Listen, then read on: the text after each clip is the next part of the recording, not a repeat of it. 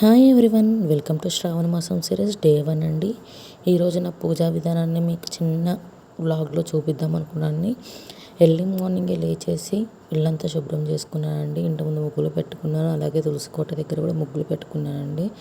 ముగ్గులు పెట్టుకున్న తర్వాత నెక్స్ట్ నేను ఫ్రెష్ అప్ అయిపోయి పూజ కోసం కావాల్సిన ప్రతి ఒక్క దాన్ని నేను శుభ్రం చేసుకున్నానండి. క్లీనింగ్ ప్రాసెస్ బికాస్ ముందు రోజు వచ్చేసి మనకు అమావాస్య వచ్చింది కదండి. సో నెక్స్ట్ డే పూజకు సంబంధించిన పూజ గది వస్తువులు అన్నీ క్లీన్ చేసుకొని వాటికి పసుపు కుంకుమ గంధంతో అలంకరించుకున్నానండి.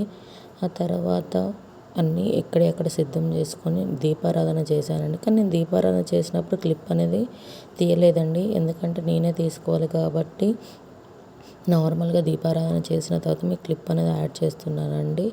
డైలీ లాగానే ఫస్ట్ వినాయకుని పూజించిన తర్వాత మిగతా దేవతల్ని సంకల్పించుకొని వారిని ఆరాధన చేసి నేను దీపారాధనను కంప్లీట్ చేస్తానండి.